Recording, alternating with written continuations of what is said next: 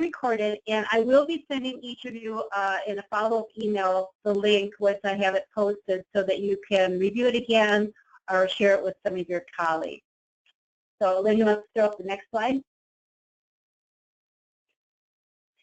So many of you know us at CADSoft, and we have been very fortunate to work with many of you and your design team. Besides being an Autodesk partner for over 25 years, it's now going on 26 years, we also provide a complete library of services and training to support your efforts. So I certainly invite you to contact us at any time for all of your design needs. And we're always here to help you be successful in whatever you're trying to accomplish in your design. So at this point, it's my pleasure to turn this over to Lynn. And while she's presenting, if you have questions, you can fill out the question box on the panel, and then we'll go through those questions at the end of the session. So with that, Lynn, I'm going to turn it over to you. Okay, all right. Thank you, Mary, and thanks to all of you for joining. This is, if you did join us, I believe it was back in December, maybe November, when we did the other 60 AutoCAD tips in 60 minutes. These are totally different, all right? So I scrounged up 60 additional tips for this particular webcast, so there should be no repeats. And thanks for joining us, and I hope that you guys are having a good day. And the goal for me today, of course, is to show you some tips. No surprise. There's no way I'm going to show you 60 tips you've never seen, but I'll be really happy if you can get a handful or more that you can apply hopefully right after the webcast when you go back to work. That is going to make your AutoCAD life a little bit easier and help you get your jobs done faster. That's what I'd really like to have happen. And let's get started, right? So I have a very limited amount of time, so I'm going to be going through these very, very quickly. And as Mary mentioned, she'll be recording this, so don't worry if you miss something. You can just watch the recording again later. I'll also send her the PowerPoint, so if you want the PowerPoint, which isn't really filled with that much information. It's really more like a note-taking facility for Lynn, but we can get that information to you. Right, so I have a lot of user interface tips in this webcast. I'm all about customizing the user interface so that you can work as quickly as possible and setting it up to work the way you work, and because you work differently than I work. So I'm just going to show you some things that you can do with the user interface to make it more efficient for you, and maybe a couple of those you'll want to take advantage of after the webcast. So let me jump over to AutoCAD. Enough of this silly talk. Let's go get to the good stuff, right? So here I'm inside of AutoCAD. Oh, you can see I was already playing around. So I actually was kind of playing around with the ribbon. Some of us, love the ribbon. Some of us don't like the ribbon. When the ribbon first came out, a lot of us didn't like it, and I fully embrace it now because to me it's just a very efficient way to run AutoCAD, because as I select objects on the screen, the ribbon does change for me automatically based on what I'm selecting, and I consider that to be a smart way to work because it's less steps for me, and I'm all about being lazy and less steps. Okay, so I'm hoping that by now you have already fully embraced the ribbon. I don't have to convince you that you should use the ribbon. That's another topic for another time. But if you have decided to use the ribbon, and for those of you who are really good at it, hopefully you know you don't have to always display the entire ribbon. One of the original complaints about the ribbon is, it takes up a lot of screen real estate. And I have this set to pretty low resolution just so it's easier for you to see what I have on my screen. But nevertheless, the ribbon takes up a lot of room. So hopefully you know that at the very end of all the tabs that you have the ability to control just how much of the ribbon you see. So for example, you could say minimize to the panel buttons on there, and then as you move your cursor over the panels there, it should expand. I do find that sometimes it's not very fast and efficient, like it's not pulling it down just by moving over it. If it doesn't, you can click on it and it will show up. That's the only thing I would say, is that I find it's not quite responding as fast as I want it to respond sometimes, but it does give me quite a bit more screen real estate. So if you really know your way around the ribbon, that's another option for you, right? Or if you want to, you can minimize to just the titles. Look at how much more room you have now, right? Once again, you just move your cursor over them and it will expand out. If for some reason it doesn't expand out, you can click on it and it will.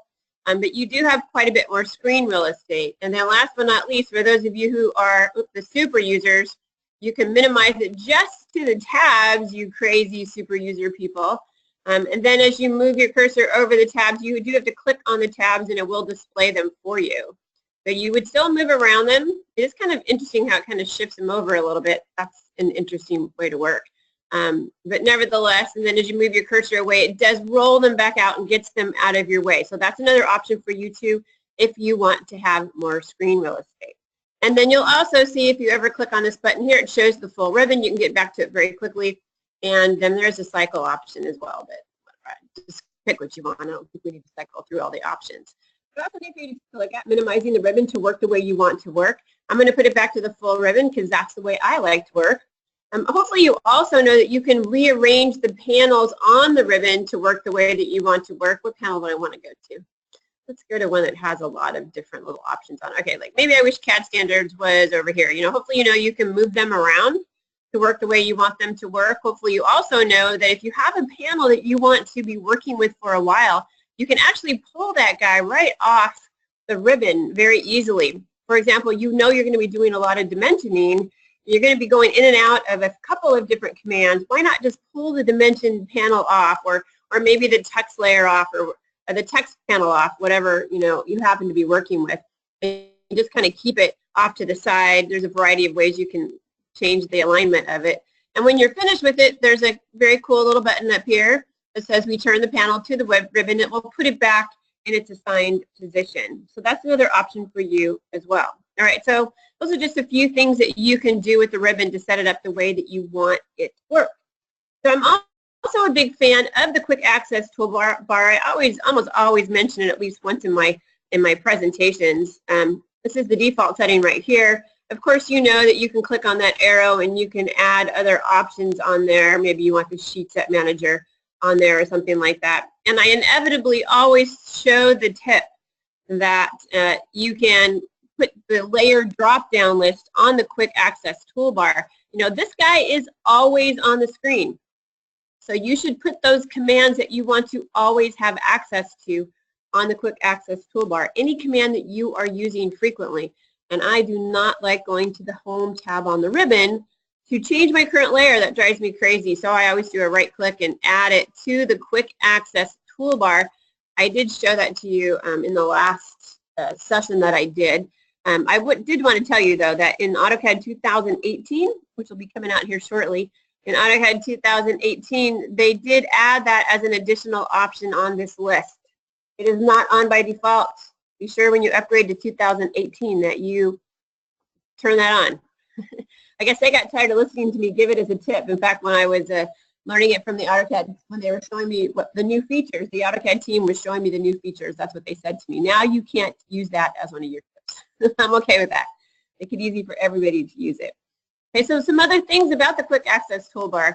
So you saw that. You can take any tool, you can do a right click and you can add it to the quick access toolbar. That's pretty darn simple. That's how you do it from the ribbon.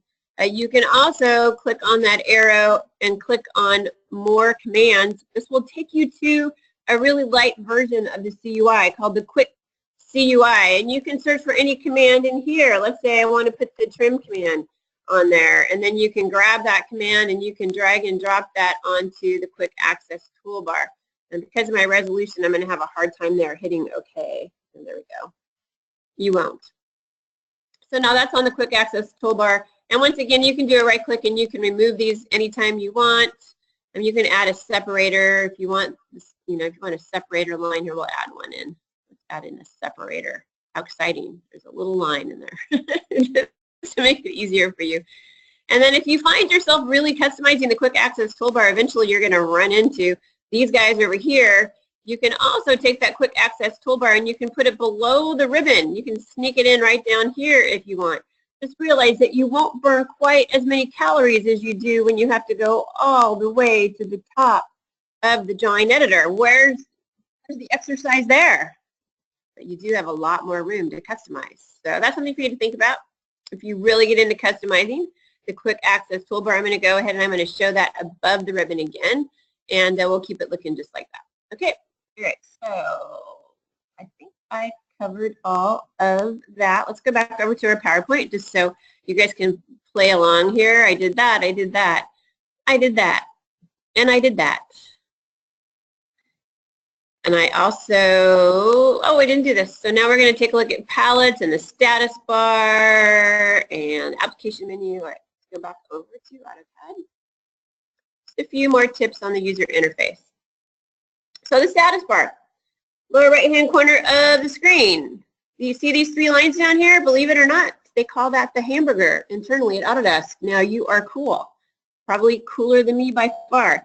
So if you click on the hamburger, can't make that up, you will see all kinds of options for what you want on the status bar. Hopefully you've already selected that to set it up so that only those commands that you are using are on the status bar. If you're not using them, get rid of them. Put the things that you like. I mean, the coordinates have been missing for a couple of releases in AutoCAD. You want those back, you can click on those and they'll come back for you. So now you know where you are at any given time on the screen. I always kind of miss my coordinates. But definitely customize this to work the way you want it to work, all right? And what else? I am a big fan of docking palettes on the left-hand side of my screen that I use frequently. The ones I use all the time, Sheet Set Manager, Layers, and I also use the Properties palette all the time. So to get to Properties, right, you do a Control-1, right? And in this case, it's floating. I don't want it in the middle of my screen. Yay, the gardener is here. That must be because I'm doing a webcast to lots of people. If you do a right click on the edge there, right on the side there, you'll see an option that says Allow Docking. You can go ahead and select that, right? And then you also, in my case, I want to anchor it to the left. So now it's anchored over to the left. And I like it to auto-hide. So when I move my cursor away, it's supposed to go away from the screen. It's got other things going on. I like it to automatically roll up and get out of my life. I don't want to have to tell it to get out of my life. You know, it's the way I am. You should know that. Note that. Also, if I do a right click, you can also control transparency. Mine are solid. I don't know. Maybe we want to make them a little more transparent. And then maybe you don't want it to be transparent when your mouse is rolling over it. Like maybe solid when my mouse is rolling over it, but not transparent when there is no, but transparent when there is no mouse rolling over it. I'll show you what I mean. And then you want to apply that to all the palettes. Look at all these fun options. So now if I move my cursor over it, can you see how you can see through it? But as soon as I move my mouse over it, I cannot see through it. So those are some options that you might want to think about. Just something for you to think about. Customizing AutoCAD the way you want it to work. All right, so one of the reasons people didn't want to make the move over to the ribbon was because they didn't know where the commands were, right? You have to relearn where all the commands are, right? Even though I'm hoping all of you who are online are using the ribbon just in case you haven't, or if you've ever had a problem finding an AutoCAD command, let's face it, we all have. I'm going to show you 2 super cool ways to find the AutoCAD commands in that pesky ribbon without searching through all of the tabs. That takes too long. So if you go to the application menu in the upper left-hand corner of the screen, remember, just hit that A once, not twice. If you hit it twice, bad things happen, right? It exits out of AutoCAD. See this big blank space up here? If you type in a command, like for example, it will show you exactly where it is in the ribbon. That's easy. It shows you what the tool looks like, because I can't ever remember what the tools look like. That's one way of doing it. Or there's a fancy new way that came out in the last couple of releases.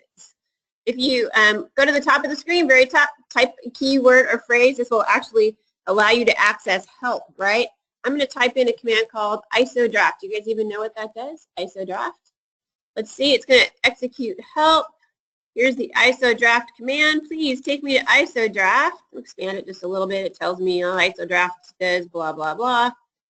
And you will see that in most of the help file descriptions, there is a find button. If I click on find, check that out. Oh, hey, that command isn't even in the ribbon. It's hiding on the status bar. So it will tell you if it's in the status bar. It will tell you if it's in the ribbon. It will tell you if it's in the application menu. It's basically going to show you wherever you can find it in the user interface. Awesome. The find tool. Check it out. I just think that's so cool. All right. What does ISO draft do, you ask? Lynn, tell me. Okay, what does ISO draft do? Well, let me tell you. If you do isometric drawing, ISO draft basically kills 2 birds with 1 stone. So it sets your isometric drawing mode to set your snap style to isometric, and it also allows you to switch your isometric drawing plane. Let me turn it on. See? Check it out. Okay, crosshairs like that. Let's click on it. Oh, crosshairs now, and I'm in the left isometric plane. Click it again. You can just click on it, and I'm on the top. Blah blah blah blah blah. All right, but I want it off. Let's go back to the normal world, the boring orthographic world. Okay. So just so you know, those are some options for you to help you find those commands without searching, without hitting your head against the wall. Just say no to bruises on your head for not being able to find commands, okay? All right, what else? Oh, layout tabs. So this particular command drawing doesn't have very many layout tabs. Let's add a few.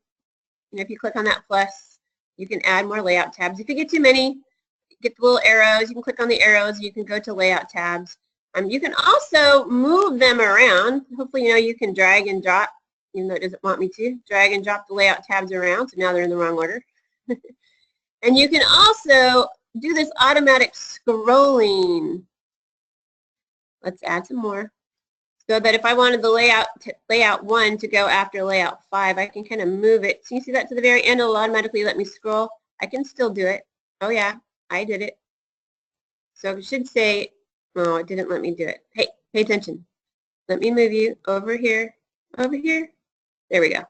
So you can move those guys around, even though it looks like they don't fit. It will scroll those layout tabs to help you get, go to the ones on the end. You don't have to always use these arrows. You can also just move over to the end and it will scroll to the right, or it will scroll to the left over here if you need it to. If you have a whole bunch of layout tabs and you're not into the fact that now the layout tabs are at the same level as the status bar, do not fear. You can do a right click and you can go back to the old way of docking it above the status bar. So then you'd be able to continue it, all those layout tabs out here. If you're one of those people that have like a layout party and you got like a million layouts in your drawing file, to which I just want to say why, but okay. I know you have a good reason. You can actually put it above the status bar. That is up to you. For me, I'm all about screen real estate, so that I was all happy when they made this the default. I used to put it down there anyway, so I'm going to put it back. Hey, stop it. I'm going to put it back. You guys talk to AutoCAD like I do? What you doing? Thank you. It's not listening to me. All right. What else? Oh, just a couple of other things. Hopefully you know, I'm sure you know this, in the application menu that you can pin, give me another chance please. I'm afraid to click on it twice. Can you see how the fear I have? You can pin frequently used drawing files. Oh, come on. You're going to have to give me longer than that. I don't want it to exit. Okay, quit, pin this drawing file. Oh, phew, I got it. You can pin frequently used drawing files so they never fall off the list, right? Wow, that is really acting fast today. It's never acting so fast. When I'm in a rush, it doesn't act that fast. Only when I want to show something. But you can pin files that you don't want to ever fall off the list. You can also go to the Start tab on the ribbon or the New tab, depending on what release of software you're using, and you can pin drawing files on there as well. You can see the little pin. You can pin those guys on there as well. You can unpin them. You can pin them. That will keep them on the top and make sure that you never lose track of them. You don't want that one pinned, so I'm going to unpin it. And hopefully you've done that just to once again, make it more efficient. I'd also like to show you in the Start tab, you'll see that I have a whole bunch of previously viewed drawing files. So you know, it defaults to only 9 previously viewed drawing files or used drawings. Same with application menu, defaults to 9. So please tell me, promise me that you will make sure that you change that. How do you change it? It's easy. All you have to do is go into options.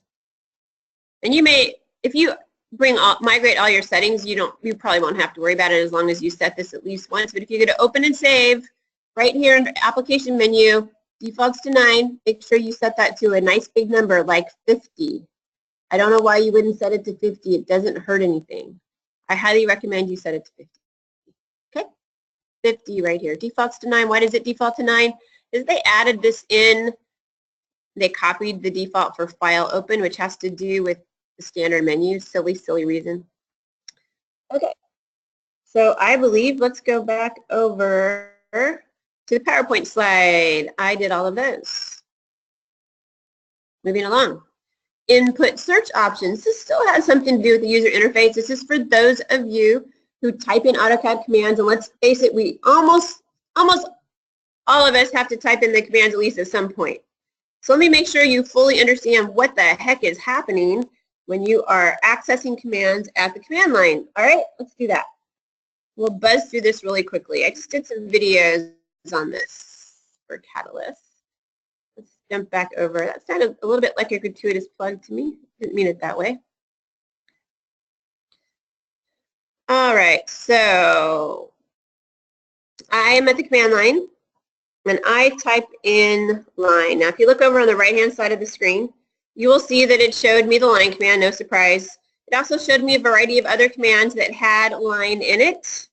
Incidentally, this is in the order that I use the commands. Most frequently used commands bubble to the top. You will even see commands that have the word line in it somewhere, like multi-line text. All right, that's fine. And then you'll also see this little plus sign here. These are now system variables that have the word line in it. And if I look down here, I have content that has the word line in it. Okay, that's one way of doing it. So you have commands, you have system variables, and you have content. Let's do that again. I'm going to type in, let's type in line again. I'm also going to show you you can bounce around by using the tab key. You can't see me, but I'm hitting the tab key. I'm going to go to system variables, I'm going to go to content, and I'm going to go back to commands. Okay, system variables, content, back to commands. That's another thing you can do if you like to use your tab key. You can also access content. If I type in, for example, if I type in plant, I want you to see that it allowed me to access a plant block of a rubber plant and a layer called plants. Okay, if I click on the block, I can easily just drop a plant in there. So I can easily just drop a plant in there. Let's try that again. No. Should have just let me put it in. There we go. Even rotate it if I want.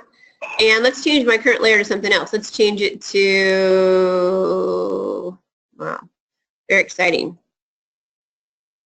And let's type in plant again. Let's just change our current layer to plants. See, so you can see, well, there are other options of things that you can do at the command line. So there is no plants command, right? I just simply typed it in and it found the content for a layer called plants and allowed me to quickly change my current layer. All right, so there are a few things going on here. Let's go back into that input search dialog box. I'm going to actually click on this little settings here, input search options dialog box.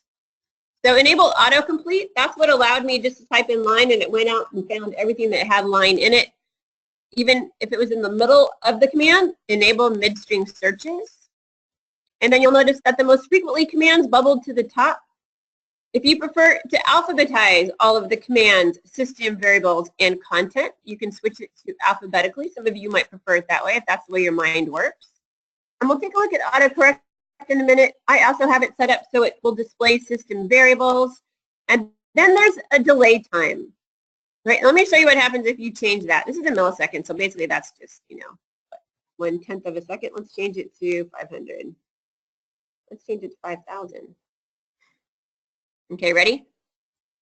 I'm going to type in plane. Okay, now watch. 1, 2, 3, 4, 5. Okay, I must count faster. So you have control over the delay time. I don't know why you care, but you do have control over it if it's important to you. That's way too long. Let's put it back to 100. 1/10 of a second. And then here we have search content at command line over here. You have control of the order. What do you want it to display first? Layers first, blocks first, hatch first. So you can move these guys around if you want to, whatever order you prefer. So these are all options I've showed you. Only the autocorrect have we not seen. All right, so hold on. Let me show you the autocorrect. So if I type in line like that, AutoCAD goes, oh, she must have meant line because it's smart. And us CAD people are not known for our amazing ability to spell. I'm going to type it wrong again. And again, it still hasn't recognized it yet as a command. Let's see how many times it will take. And I want you to see now that it recognizes the way I spelled it and translated it for me. It translated it for me all along, but now it actually recognizes my incorrect spelling. Can you see that? Let's go back into that dialog box. I'm going to click on the little wrench here. Let's go back into input search options. Enable autocorrect. Okay, since unless you're like the best speller ever, I think we should all have that enabled. Remember corrections after 3 mistypes. Oh, all right. So I did at least 3.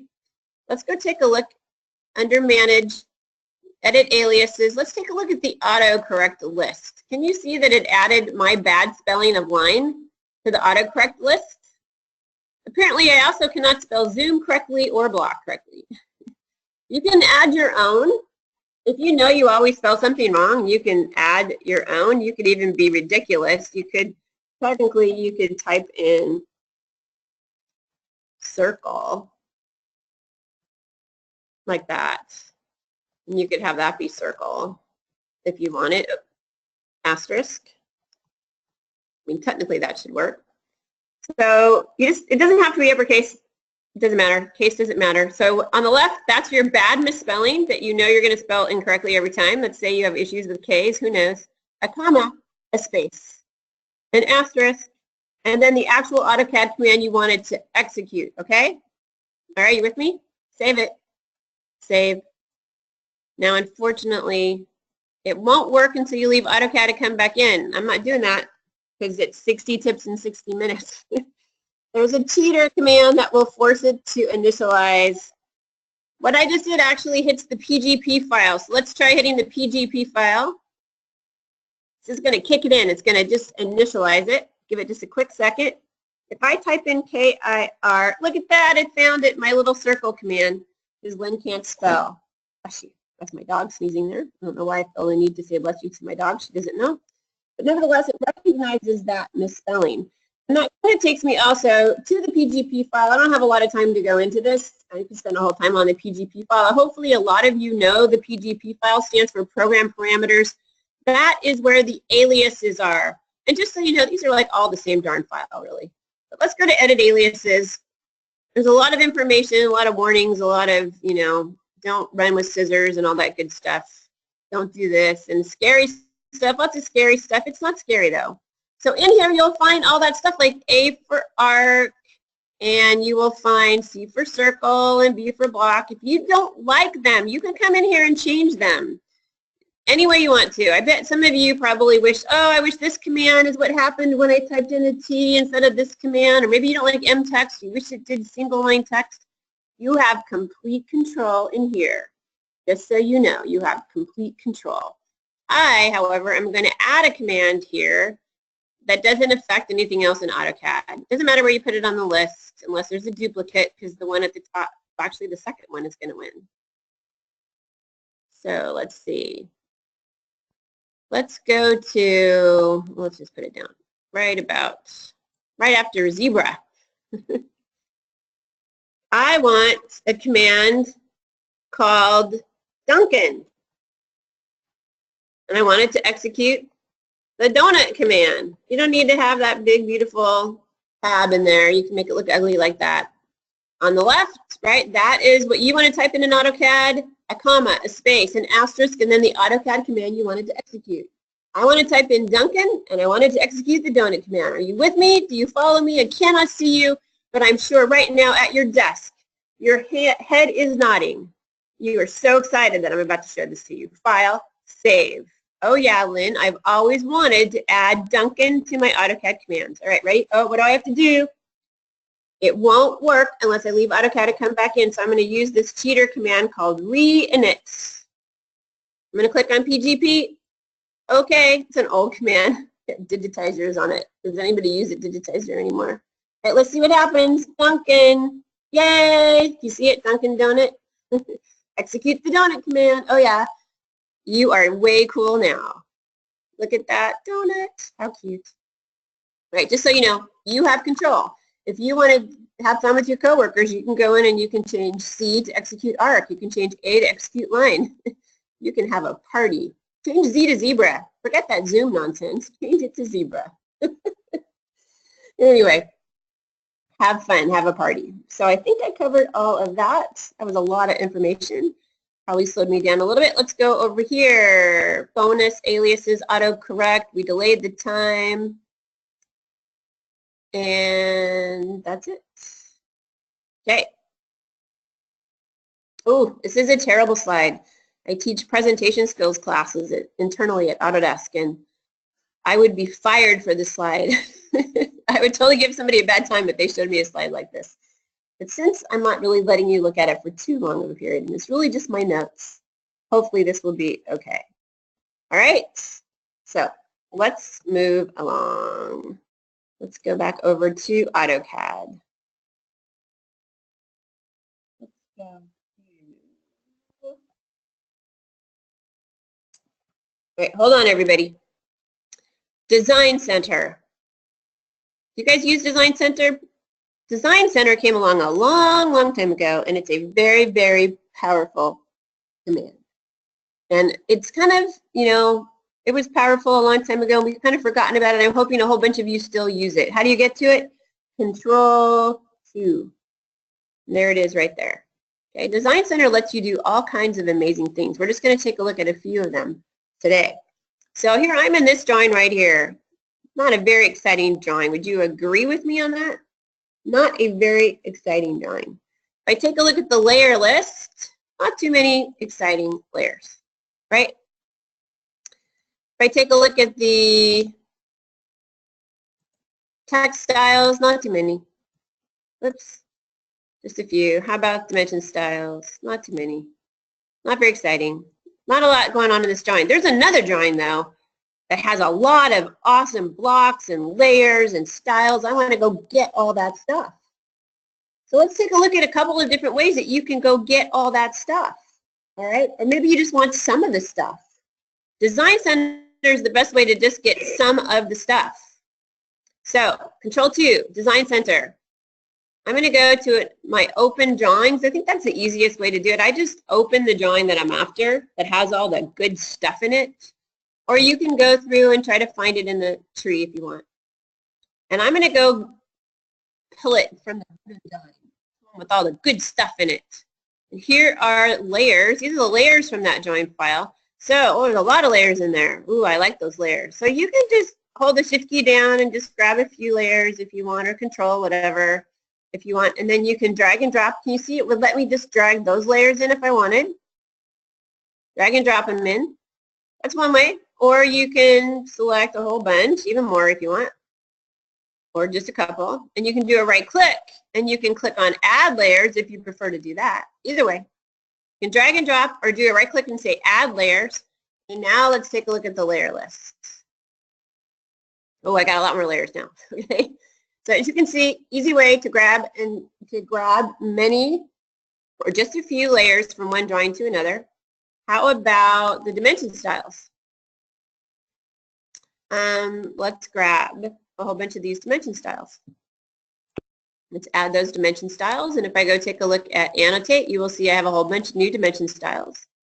Okay, I think you get the idea. How about blocks? Ooh, there's a lot of cool blocks in here. I like that. So you can drag and drop those as well, but I like to do this. Right click, create a tool palette. What? Let's see what happens when we do that. Oh, look at that. It pops the tool palette, which incidentally is a Control-3 on the screen.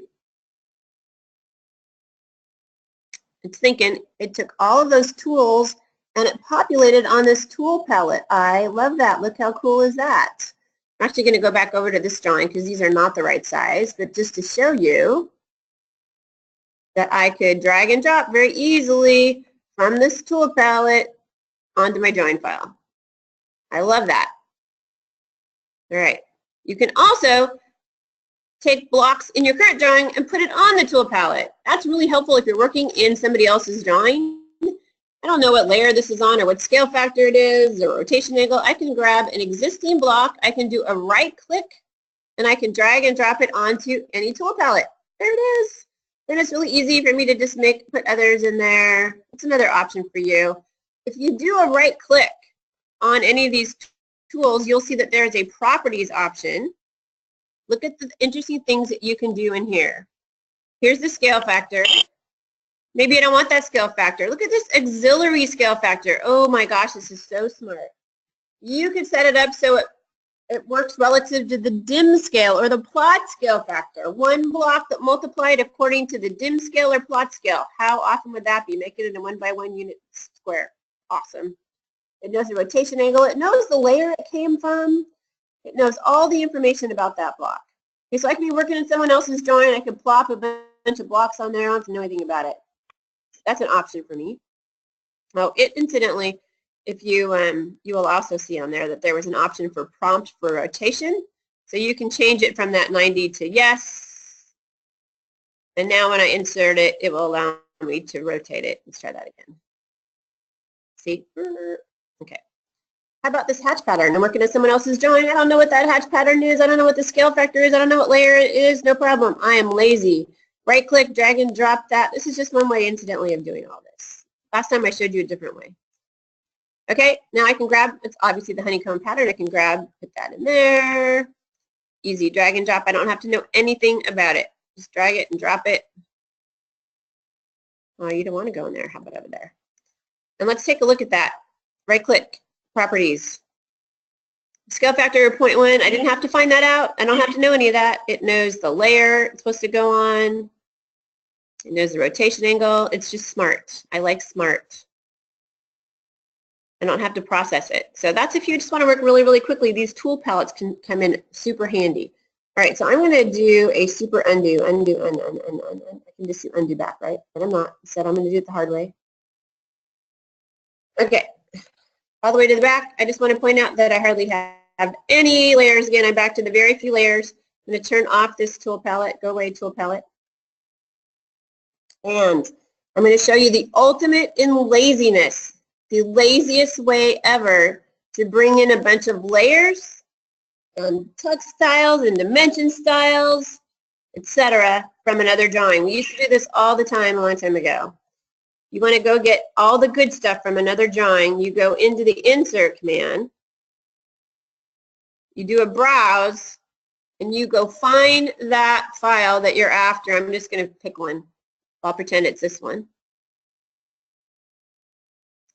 Then hit an OK. Now we're not going to place it. We're not actually bringing it in here. At this point, I'm going to hit an escape. Escape. I'm not doing anything. I'm not bringing the objects in, but guess what? It's too late. All the other stuff came in. Check this out. Look how many layers I have now. Oh, I got a zillion layers. All the layers from that drawing file came in. All the dimension styles, all of the text styles, all of those guys came in with it. See that? So you get, that's an all or nothing. So you don't get to just pick which ones. You get them all. That's something for you to think about. But boy, that is the laziest and fastest way to get everything from one drawing to another. Let me just tell you. Insert command, exit the box, hit escape, hit it off. Okay? All right. Let's go back over. CUI quick tips. All right. So CUI, I can spend an hour on the CUI. It's a scary looking command, right? If you've gone in there, you went, whoa, never mind. I don't need to customize. It's super easy to work with, though. Don't let it intimidate you. It's much easier than it looks. So I want to just, I'm just going to show you some super simple stuff to do with the CUI. We're not going to dive into it. I'm not going to make you an expert. I'm just going to basically make you dangerous. Your CAD manager is going to send me a letter and say, hey, why did you do that? Or if you're a CAD manager, you're not going to let anybody listen to this webcast, all right? So this is how this all got started. I was at an event in Mary's hometown in Minneapolis. And this gentleman came up to me and he says, I just want to be able to create 3-point circles. I want to make them, I want to do them as quickly as possible. I'm not happy that the default is always center radius. I find that annoying. I want my default to always be 3-point, blah, blah, blah, blah. So I was thinking, how can I make it so much easier for him just to always draw 3-point circles? So that was my jumping off point. So I want you to think along those lines, if you will. All right, so if I go to the Home tab on the ribbon, I go to circle, default is always center radius, right? Am I right? I know you're saying yes. Yes, Lynn, you are right. If I drop this list down, there's a 3-point circle. There we go, and I can draw my 3-point circle. Yay, 3-point circle. And it stays on the top. It bubbles to the top. That's fine. You could also do a right-click and you could add that. Excuse me, right-click and you can add that to the quick access toolbar. That's an option as well. Did you not do that? Add to the quick access toolbar. Is it there? Oh, it's over here. Okay. So that's something he could do. He could keep that 3-point circle always at the top on the quick access toolbar. That's another option for him. But what if he wanted to set it up? If I leave AutoCAD and I come back in, you know that goes back to center radius, right? AutoCAD gets bossy and it puts it back to center radius. We hate that. It should also be noted, if I go back into the circle command, the default goes back to center radius, which is annoying at the command line, right? It doesn't let me keep making 3-point circles. That's just kind of annoying. It's just default, whatever the last setting was, right? But it doesn't. So in order to do any more, we're going to have to jump into the CUI. So let's do that. Let's go into the CUI. And let's go to the ribbon. And let's go to tabs. And let's go to the home tab on the ribbon, the 2D draw tab right here. And over on the right-hand side, you'll see this is the draw 2D panel, if you will, on the ribbon, right? Here's circle. And I don't know, it kind of has a little heart attack whenever you click on that on the left. It goes like one of those old TVs with this scrolling. It takes a minute, it's all blurry, and then it finds itself and it shows up on the screen. So you can see underneath the circle, it says the primary command is center radius. Well, we don't want that, right? We want 3-point to be the primary command. So if you move that up, 3-point will always bubble to the top now on the ribbon, even if you leave AutoCAD and you come back out. That's pretty darn easy, am I right? Easy enough. That's one thing that you could do. You could also make a keyboard shortcut. I thought about that. Let me hit an OK to get out of here. Make a keyboard shortcut so that whenever I hit like a key combination, it would do a 3-point circle. So I thought, well, let's see, what would I do? I can't do Control 3 because, well, that's already 4 palettes. I could do a Shift 3, which we know is a number sign. It will still act as a hashtag or number sign when you're in text, but at the command line, I don't need a number sign at the command line, do I? Nope. I don't need it. If you find that you need it, you can assign a different combination. The goal is to not do a combination that already exists unless you don't care about that combination. So let's go back into the CUI. Let's go to keyboard shortcuts. Let's go to shortcut keys. And these are all the shortcut keys. Your job is to go find 3-point circle down here. Let's grab this guy, 3-point, pull it up anywhere, whatever makes you happy. Circle 3 points. If you come over here, you'll see underneath keys, there is no shortcut key combination. And just to show you what I'm talking about, if I click on open, you will see there is a shortcut key combination of Control O. Or if I do plot, Control P. So circle 3 points, nothing. Nothing. So we're going to fix that. I'm going to go ahead and I'm going to click on those ellipses and we're going to, you select whatever shortcut key combination you want. If I do Control 3, you'll see it says, oh, that's already assigned to tool palettes. Oh, I don't want to do that. That sounds bad. How about Shift 3? Oh, currently unassigned. All right, let's try that. So I'm going to say OK. And then I'm going to say another OK.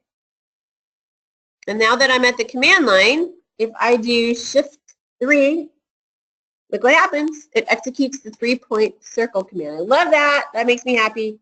Hopefully that will make Dana Kelly, the gentleman I was talking to, happy as well. All right. You'll probably never know. I've been talking so much about him. But that was another option. And then while I'm in there, I thought I'd show you a couple other things in the CUI that have nothing to do with drawing 3-point circles. Just so you know, double-click actions is something else that you can control.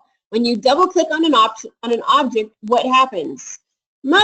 In most cases, you know, here, if you double-click on an attribute definition, you'll get text edit. If you double-click on a block, you get the block command. If you double-click on circle, you get quick properties. Most of them are actually quick properties. If you double-click on leader, quick properties, the M line is M line edit. Yeah. So what do you want to have happen when you double click on these different types of objects? You understand what I'm saying? With me? For example, hatch goes into quick properties. I don't know how I feel about that. I almost feel like it should go into hatch edit. That's up to you. But let's say we wanted it to do hatch edit and not do quick properties. I'm sure you have some objects that you feel when you double click on them are not going into the proper commands. So now you can take control. You can boss AutoCAD around. So let's go find hatch edit. Here's hatch edit right here. Let's drag and drop this up. Oh, actually, I think we just click on it. Or do we drag it up? Drag it up. Hello. Put it right there under hatch quick properties right there. There we go. Yep, drag and drop. Totally forgot there for a second, even though I just practiced this like 5 times. So you can see now when you double click on hatch, it's going to do hatch edit. You can see the commands over here, and that's what's going to happen now when you double click. All right.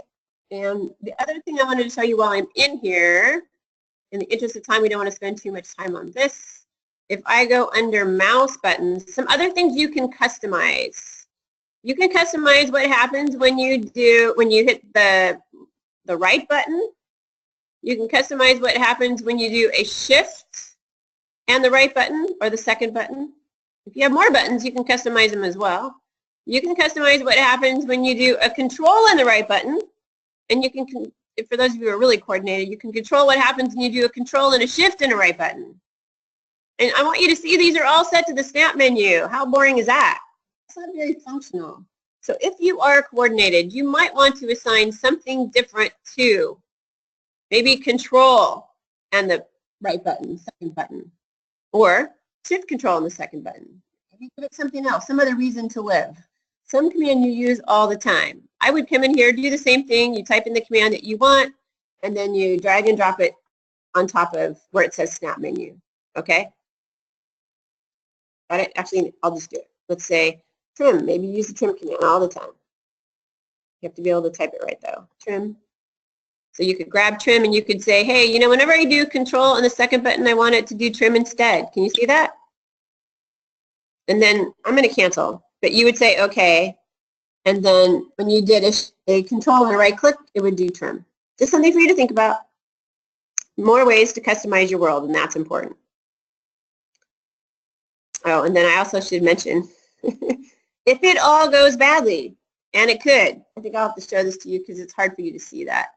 If it all goes badly, as mine did yesterday while I was goofing off and playing around, you can come up here, you can do a right click, and you will see an option to restore the AutoCAD.cuix file or reset. There's a big difference between the two. Restore just restores the last version, whatever you did the last go around. Reset will actually go grab the out-of-the-box AutoCAD.cuix. So if you've done any customization, it will all be gone. It'll be the vanilla version of AutoCAD.cuix. So something for you to think about. But if things go wrong, the good news is you can put it back to the way it used to be. So be brave. Be brave. If you've done a lot of customizing, just save a copy of that somewhere so you can get back to it, just in case things go badly. That's what I would say you should do. All right, revision clouds. So a lot of us use revision clouds. They've been modified, updated in the last couple of releases, so I just want to make sure that you are fully aware of how they've been updated. How's my time doing? I'm doing okay. And let's see, let's go take a look at revision clouds. And there's a few cool things I think you should know about them.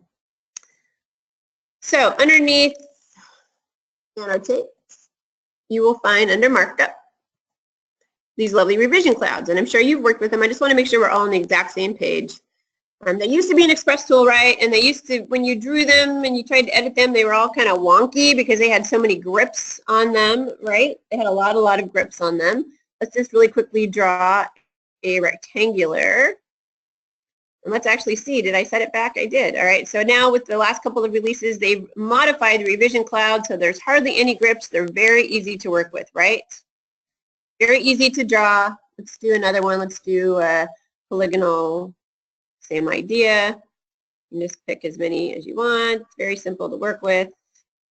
Oh, that was an object snap. Let's undo that though, because we have the power. Got the power. There we go. Same idea, easy to work with. You can also take an existing closed object like this circle or an ellipse, and you can modify that as well, right? Turn it into a revision cloud. Let's go to object. Let's select this guy. Same idea, and very easy to work with from a grip standpoint. Now, in the past, these were very difficult to work with. You know what I'm talking about, right? There's a system variable called RevCloud grips. If you set that to off, it will put it back to the wonky way it used to be. Now, good luck trying to edit that. I don't know, maybe if you're making some wacky shrubbery or something like that, maybe that's the way you would want it. Notice it puts all of them. See, look how hard that is to work with. That's what we used to have to work with, right? So let's put RevCloud grips back to on so that it's normal again. And then there is a modify option that was a big wish list request that allows you to take more than one revision cloud and put them together. And it's not intuitively obvious. I want to make sure I share that with you as well. So, wow, it looks like my command line's got something going on here, doesn't it? What is going on there? Did you see that? Okay, now it's all better. So let's go back into the RevCloud command. And let's do modify. And I want to draw a revision cloud off of this one. It allows me to basically to add two revision clouds together. As soon as I get back to the original one that I selected, it says, oh, you want to delete, which part do you want to delete? That? No, I don't want to delete that. I want to delete that one. Very simple to work with once you can. Very friendly. That's the modify option in the RevCloud command. So I showed you RevCloud grips, and I showed you, and I showed you that modify option. Okay, we're getting there. You guys doing all right? Hang on, hang on. We just have some text. Got a few more to go. Let's look at some text commands. Let's go over to this drawing right here. Text align. You have more than one text string. You want to line them up. You can use the text align command. So I want to line up all of these text strings. I want these two to line up with this one here. Text align command was added in a few releases ago. Hopefully you discovered it. 2 releases ago, actually. I want this text string and this text string, and I want it to line up with this one here. And I'm going to turn my ortho on so they're all nice and straight. Super easy to do. Take a look at some of these options in here. There are alignment options. I did it to the left justified. You can see that you have alignment options, but more importantly, you also have the ability to control exactly how they are aligned. Do you want them distributed evenly? Do you want to do, kind of like a fit? You pick the 2 points and it distributes them evenly. Do you want to set a specific spacing, like I want them 2 units apart? I used current vertical, so it kept the Y for each one of these, but you could also do it in the horizontal direction. So there are a lot of options for text align. In the interest of time, I can't go into them too deeply. And then I also wanted to show you that they did add in the ability to put a frame around your text in properties that if no one shows you, you will just plain never know. You go into properties, select a text string or paragraph. There's a new text frame option. Did you guys find that? Now, if you don't like the way it looks, you can come in and you can kind of move it around a little bit so it's a better size. But nevertheless, there is an ability to put a text frame in. You can, like I said, you can manipulate that. It actually works best with mtext, so you know. But nevertheless, it's in there, text frame. And I think I'm kind of running out of time. Let's go over to this drawing here. This very boring drawing. Hopefully you also know that if you, starting point, hello. Hopefully you know that you can move your cursor anytime you want to while you're in dtext. And you can move it around. It will keep all the same settings without having to leave the dialog box. If you have a lot of individual text strings you just want to put all over the drawing, hopefully you know that. And I also want to point out that text edit. So if I double click, it goes into text edit. That double click was declared in the CUI, right? And I modified that. It used to be when you left text edit, it was out. The command was out. You had to re-enter the command. There's a new multiple mode that keeps you in it. So you can continue to make modifications do other text strings. So you hit an escape or an extra enter. I'm going to hit an extra enter, and then I will be out.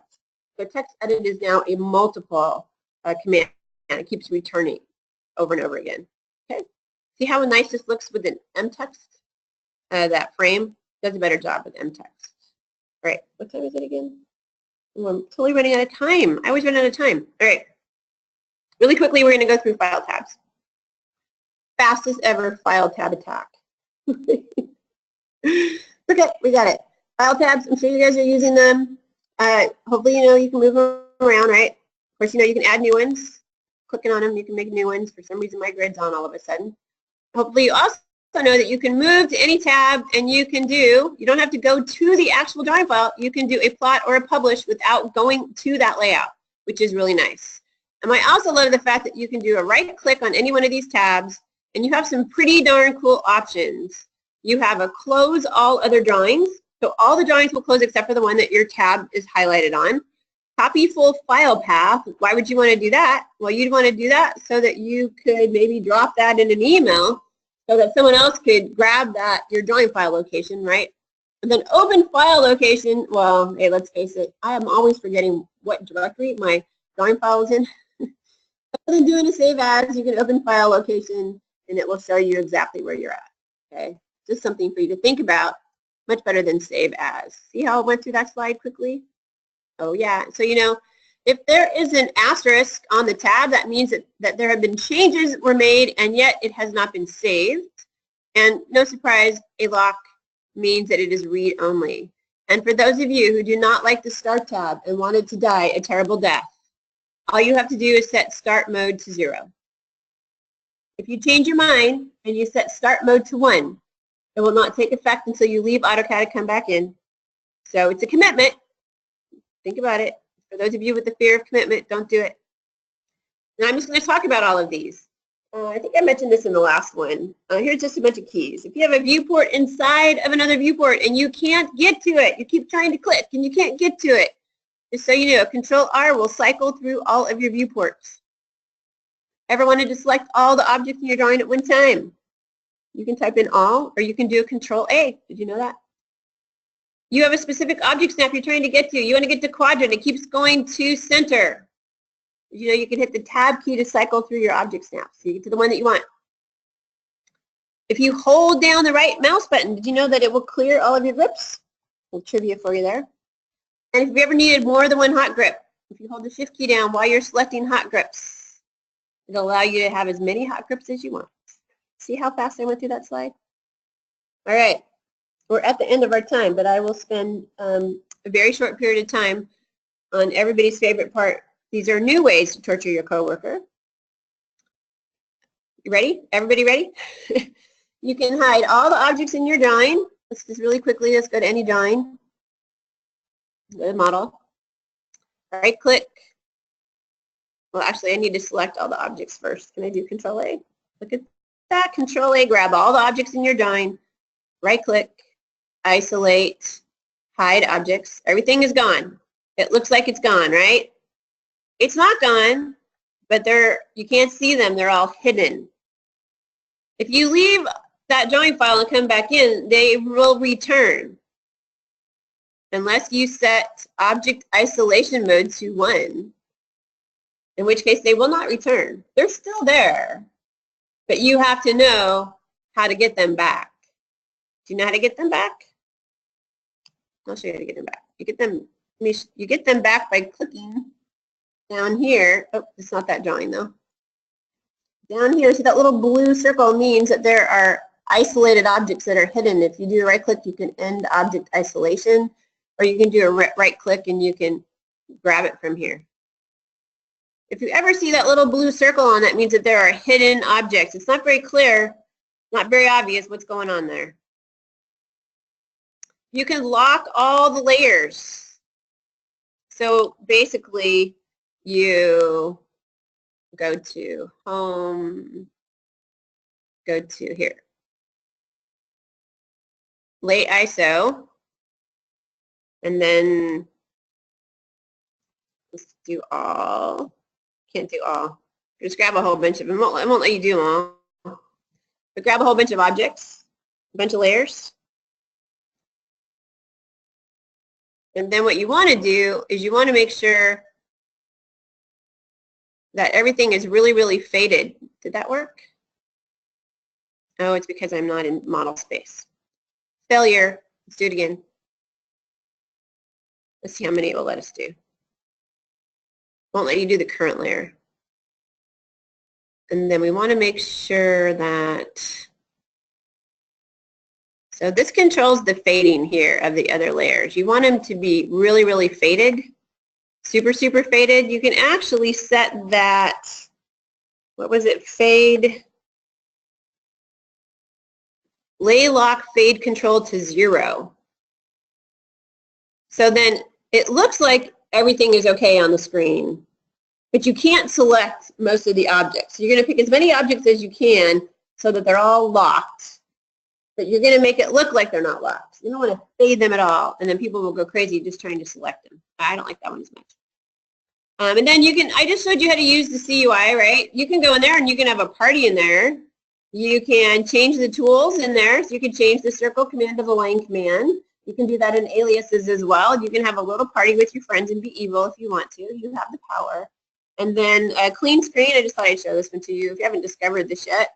If you do a Control-0, it basically just gets rid of most of the UI. That's a little upsetting. You could do Control-9 to get rid of the command line, and you could just have a super empty screen. Control-9 gets rid of the command line, Control-0 as a clean screen. Control-0, have fun. Didn't hear from me, mind you. All right, on that note, since I'm way over, if you want to download my latest AutoCAD 2017 Tips and Tricks booklet, you can do so by going to autodesk.com/AutoCAD tips, or you can just Google Lynn Allen, AutoCAD 2017 Tips and Tricks, whatever, you can find it. This is a PDF file. I'm working on the 2018 one, even as we speak. And thank you so much for joining me. There's my email address, lynn.allen@autodesk.com. Feel free to follow me on Twitter if you want more tips. My little Twitter bird, and back to Mary. Sorry I went over, Mary.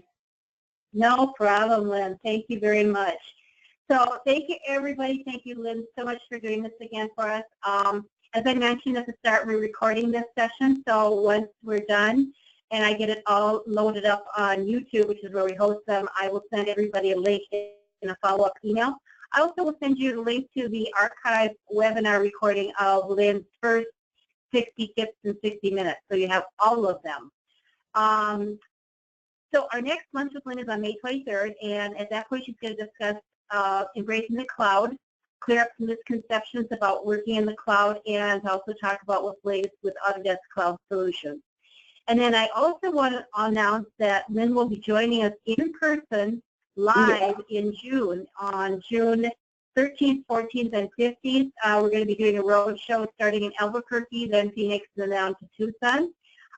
We're going to be doing this at our annual, we always have our June Autodesk Solutions Seminar, and so again, Lynn's joining us.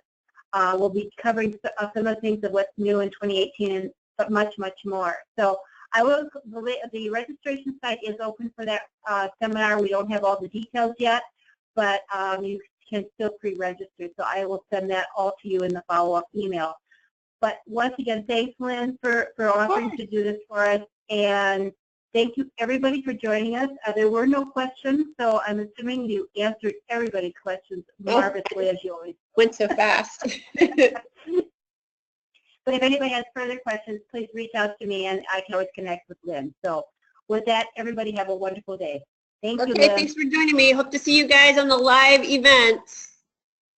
Okay, bye. Bye.